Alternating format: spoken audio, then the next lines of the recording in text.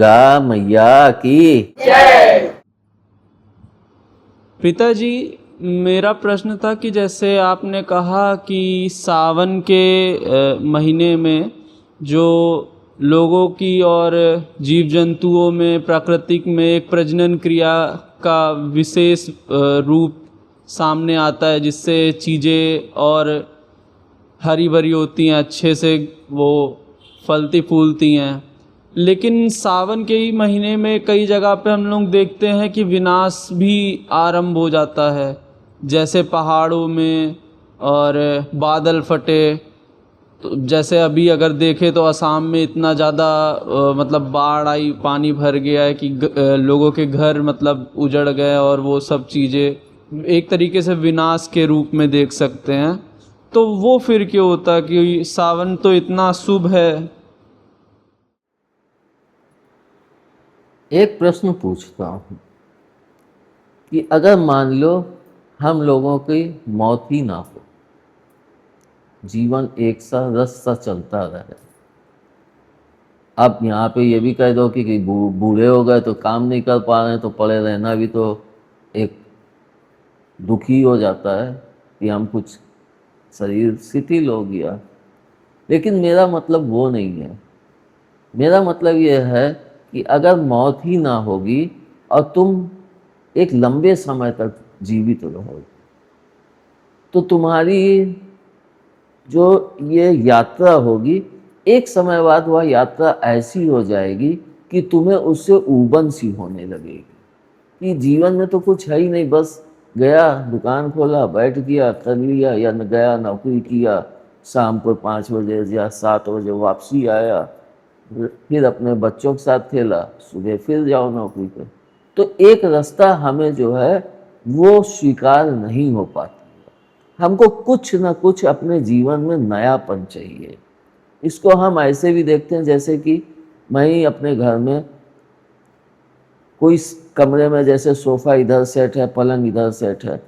अब मान लो वो 6 महीने या साल भर है, तो हमें लगता है कि ये यहाँ पलंग ये पड़ा है, ये तो हमको एक अंदाज़ा होता है, मैं जाके वहाँ बैठ जाता हूँ। लेकिन उसी में अगर हम थोड़ा सा परिवर्तन कर दें, तो जब हम परिवर्तन कर दें कि सोफ़ा इधर से उठा के इधर सेट कर दें, पलंग उधर सेट कर दें, तो वह एक नया रूप ले लेता है कमरा। और जब हम उस नए रूप को पहली बार देखते हैं तो बड़ा अच्छा लगता है, बड़ी अंदर दिल भी बड़ा खुश होता है कि कुछ बड़ा अच्छा होगा। और इस परिवर्तन में जो गंदगी होती है, यानी जो कमरे में सोफे के नीचे या जो हटाया नहीं जा सका, तो वहाँ पे सब गंदगी, बाल उड़ के गए, वो सब इकट्ठा, तो वो गंदगी हो जाती है, तो वह निगेटिविटी फैलाती है। अब उस निगेटिविटी को ख़त्म करने के लिए जब हम बदलेंगे, अपने उसका सुंदरीकरण करेंगे, तो वह कूड़ा भी तो उसके साथ निकल गया। और जब वह कूड़ा वहाँ से निकल गया तो वहाँ पे निगेटिविटी भी ख़त्म हो जाती। तब आप वहाँ लेट के सोते तो सुबह एक अच्छी नींद और शांति की नींद आती है ना। तो इसी तरह से अगर हम सावन के महीने में, जैसा कि आपने कहा कि विनाश करती है प्रकृति, तो विनाश करती है तो सृजन भी तो करती है, और उस सृजन को ही तो देख के हमको खुशियाँ होती हैं। और विनाश और सृजन दोनों ही साथ साथ चलते रहते हैं, ये कभी अलग नहीं होते हैं। अगर विनाश रुक जाएगा तो सृजन क्रिया पूरी तरह से अपने कार्य को नहीं कर पाएगी, और अगर सृजन रुक जाएगा तो फिर विनाश किसका करेगा। इसलिए सृजन और विनाश दोनों ही होता है। इसीलिए कहते हैं कि सम रहो, ना तुम विनाश से घबराओ ना सृजन से घबराओ। जब तुम सम रहोगे तब तुम उस परम पिता तक पहुंच पाओगे। अगर तुम दुख में दुखी हुए तो फिर सुख में भी खुशी होगी, लेकिन उससे तुम सीख कोई नहीं ले पाओगे। इसको एक दोहा भी है, दुख में सुमिरन सब करें, सुख में करे ना कोई, और जो सुख में सुमिरन करे तो दुख काहे का हो। अब अगर हम इसको देखें तो जैसे कि यूक्रेन को आप देखिए, इस समय युद्ध चल रहा है, आज कितने वर्षों से चल रहा है, कितने अरबों टन या कुंटल कितना बारूद वहाँ विस्फोट किया गया। तो इंसान भी तो खुद ही विनाश कर रहा है और खुद सृजन भी करता है। अब जब यह युद्ध रुकेगा तो फिर वहाँ सृजन चालू हो जाएगा, फिर पैसा इकट्ठा करो, मकान बनाओ, कारखाने बनाओ, फिर से सृजन चालू हो। तो इंसान का विनाश और सृजन आपको ठीक लगता है, लेकिन प्राकृतिक और प्रभु का विनाश और सृजन नहीं अच्छा लगता है कि विनाश ना हो, तो यह उचित नहीं है। इसलिए हमें विनाश और सृजन दोनों में ही सम रहना चाहिए। और इसमें हम यह भी देखें कि जैसे कि कहा गया है कि आरंभ ही अंत है और अंत ही आरंभ है। हम जब एक बार इस संसार में जन्म लिए, उसके बाद जब हम इस शरीर को त्याग के और फिर से जन्म लेते हैं, तो हम फिर से एक बाल रूप में लेते हैं और फिर से एक नई चेतना के साथ आगे की तरफ बढ़ने लगते हैं। लेकिन अगर हम वैसे ही रहेंगे तो वह चेतना हमारी धीमी हो जाएगी, मतलब आधारहीन हो जाएगी। इसलिए हमको दोनों की महत्ता को समझना चाहिए। जैसे कि कुछ लोग कावड़ लेके जाते हैं तो उनकी कावड़ खंडित हो जाती है, तो क्या मतलब दोबारा से जाकर ही जल भरना चाहिए, या मतलब क्या करना चाहिए इसमें? इसको हम अगर देखें तो हम ऐसे इसको समझ सकते हैं, जैसे कि हम कहते ही हैं कि जब हम जप कर रहे हों, मान लो माला लेके कर रहे हैं, वैसे मैं तो माला लेके नहीं करता हूँ, शुरू में किया था, लेकिन वह हमारे ध्यान को भटकाता है, इसलिए मैं तो बगैर माला के ही करता हूँ। लेकिन जो लोग माला लेके चल रहे हैं, तो वे जब माला करते हैं और बीच में उनसे माला छूट जाती है, तो उनको फिर से शुरुआत से ही आरंभ करना होता है, क्योंकि उन्होंने जो नियम साधा कि हम 2 माला या 3 माला करेंगे, तो वो माला बीच में खंडित हो गई, यानी बीच में वो हाथ से छूट गई, जो कि हमारे हाथ से नहीं छूटना चाहिए था। उसी तरह से जो कांवड़ लेके कांवड़िए चलते हैं, तो वो सोचो वे कहाँ से भर के जल को लेके चलते हैं और कितनी श्रद्धा पूर्वक उसको लेके अपने निश्चित किए हुए स्थान या निश्चित किए हुए शिवलिंग तक चल देते हैं। अगर बीच में उनकी कांवड़ कहीं से खंडित हो जाती है या गिर जाती है या कुछ भी हो जाती है, तो खंडित हो जाती, उनके दिल से पूछो उनको कितना गुस्सा आता होगा, हैं? लेकिन उनके गुस्से को कोई नहीं समझ पाता है। अब तो सरकार कुछ समझने भी लगी कि उनको एक मार्ग छोड़ दिया जाता है, लेकिन पहले की सरकार तो ऐसी थी नहीं। तो पहले बहुत लोग जो हैं उनके मार्ग में अवरोध पैदा कर देते थे कि कांवड़ लेके ये लोग जा ही ना सके, अपने धर्म को परिवर्तित कर लें, जबकि सनातन धर्म हर धर्म से सुंदर सीख देता है।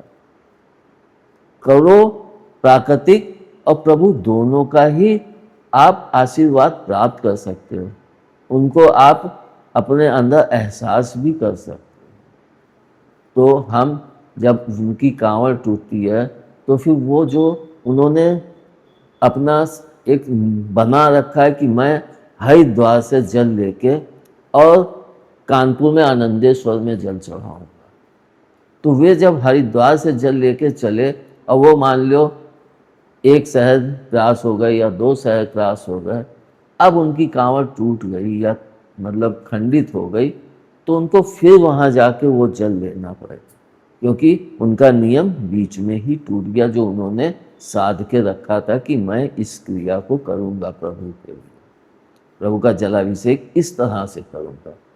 तो उनको इतना दुख होता है। और फिर अगर उसमें समय ना हो, जैसे मान लो श्रावण का शिवरात्रि पड़ गई, अब अगर हम वहाँ जाएंगे तो जल लेके भी नहीं आ सकते, तो उनको पूरा साल भर कितना दुख होगा, कितना अफसोस होगा। उनके दुख को तो समझो, हैं? अरे तुम भी इंसान हो, वो भी इंसान है, लेकिन उन्होंने कुछ मानता मान के या कुछ भी मान के वो अपनी इस साधना में आगे बढ़ चले हैं, तो तुमने अगर उनकी साधना को खंडित किया तो तुम, ऐसे तो लगेगा खंडित किया है।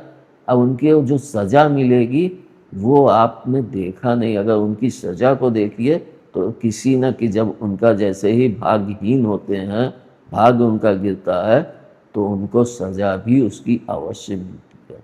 इसलिए चाहे जो भी धर्म का हो, चाहे जो भी जात का हो, उसको किसी की बनाए अपने साधन, मतलब साधना जिस नियम के अनुसार वो कर रहा है उसको कभी खंडित नहीं करना चाहिए।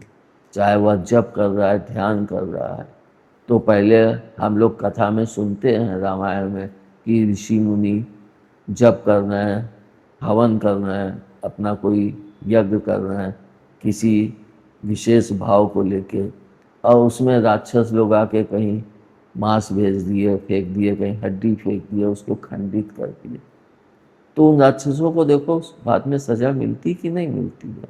हर कथा में देख लो बाद में सज़ा मिलती है। और ये पिक्चर में भी दिखाया, पहले हीरो के ऊपर विलन बहुत हावी रहता है और बाद में हीरो विलन के ऊपर अपनी विजय पताका लहराता है। तो उसी तरह से अगर कांवड़ खंडित भी हो जाती है तो आप अपने अंदर अगर कर सकते हैं तो अपने अंदर क्रोध मत जागृत करो। अगर क्रोध जागृत किया तो आपने स्वयं उस व्यक्ति को सजा दी। आपने गाली दी या वो दी तो उसका वह पाप क्षरण हो जाएगा। लेकिन अगर हम शांत रहे, प्रभु मुझे इतना कष्ट हुआ, आप जानो, आपको जो उचित लगे वो कीजिए। और अगर हम दोबारा से वहाँ से कांवड़ ला के जलाभिषेक नहीं कर सकते हैं तो भी हम अपने मन को शांत करके अपने घर में ही या अपने वहाँ पे कहीं मंदिर में जलाभिषेक करके प्रभु से क्षमा मांग लें।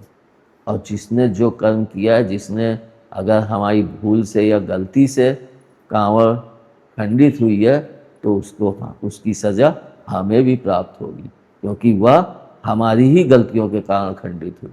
लेकिन अगर हमारी कांवड़ को किसी दूसरे व्यक्ति ने खंडित किया तो उसकी सज़ा और जानबूझ के किया है। तो ये मत सोच लेना कि गलती से या भूल से किसी से हो गई तो वह सज़ा के लायक नहीं होता है, लेकिन जानबूझ के किया तो वह सज़ा के लायक है, उसको सज़ा अवश्य प्राप्त होती है। आप इसको किसी व्यक्ति के ऊपर ध्यान करके भी देख सकते हैं कि उसको सज़ा निश्चित प्राप्त होती है। और पिताजी, जैसे कि लोग कावड़ ले जाते हैं तो वो तो स्वयं प्रण लिए कावड़ ले जाने का, परंतु इतना पानी भर लेते कि 2-4 लोग उनको सहारा दे रहे हैं, उनका कावड़ पकड़ रहे हैं, संभाल रहे हैं। तो ऐसे में क्या ये करना उचित है कि अपना तो मान लिया इतना और फिर सबका सहारा लेके हम ले जा रहे हैं? वो लालच होता है। कांवड़ का मतलब क्या है कि आप जो रख के चलते हैं तो एक में गंगा जल रखें और एक में अपनी ज़रूरत का सामान रखें ताकि उसका बैलेंस बराबर बना रहे, तो आप लेके चलते हैं। पहले के समय में तो ये गाड़ी मोटर तो होती नहीं थी, लेकिन कपड़े और वो सब खाने पीने की कुछ ना कुछ तो चीज़ें रखी, तो वो कहाँ रखते। इसी कारण अगर आज के युग में देखो तो लोग कहेंगे एक बॉटल ले लो, वो बॉटल वाला टांगने का आता है, उसमें भर लो और बॉटल लेके चले जाओ, चढ़ाया। लेकिन वो लेके जाते हैं तो उसका कारण ही यही है कि हम एक उसमें अपनी ज़रूरत का सामान जो हमें यात्रा में लगे और एक उसमें गंगा जल है। लेकिन लालचवश जैसे हम देखते हैं कि हम और ये कर दें तो हमें ज़्यादा मिले। अगर मान लो कहीं रुपए बट रहे हैं तो हमारे अंदर कितना लालच हो जाता है कि 100 रुपये मिले हैं, फिर घूम के आ जाए, फिर से खड़े हो जाएं 100 और मिल जाए, फिर घूम के आ जाएं, खड़े हो जाएं और मिल जाए। तो लालच इंसान के अंदर बहुत है। इसको अगर हम देखें तो यह संसार ही पूरा माया से ग्रसित है। इस माया से निकलना बहुत मुश्किल है होता है। वही व्यक्ति निकल सकता है जो प्रभु का साथ लिए हो, माँ का साथ लिए हो और अपने लक्ष्य की तरफ उनको साथ लेके शांति के साथ पढ़ा। और पिताजी, आपने कहा कि स्टार्टिंग के 15 दिन सावन में सिर्फ पिताजी का होता है, परंतु शिवलिंग की पूजा होती है स्टार्टिंग से ही सावन में, मेन शिवलिंग की, और उसमें माता पिता दोनों ही होते हैं। तो फिर तो स्टार्टिंग में भी माता और पिता दोनों का ही हुआ ना? हाँ, दोनों का हुआ। लेकिन ये बताओ, तुमने कन्या के रूप में जन्म लिया, तुम्हारा पति तुमसे पहले पुरुष के रूप में जन्म लिया, तभी तो विवाह हुआ, तभी तो आपका घर संसार आगे बढ़ेगा। तो उसी तरह से प्रभु का भी है कि पहले प्रभु का आरंभ हुआ कांवड़ से, और इसका आरंभ भी पार्वती जी ने किया, जो शक्ति स्वरूपा थी। उन्होंने ही इस संसार में कांवड़ का एक प्रचलन स्थापित किया, जिसको हम लोग आज इतनी दृढ़ता और उसके साथ निभा रहे हैं।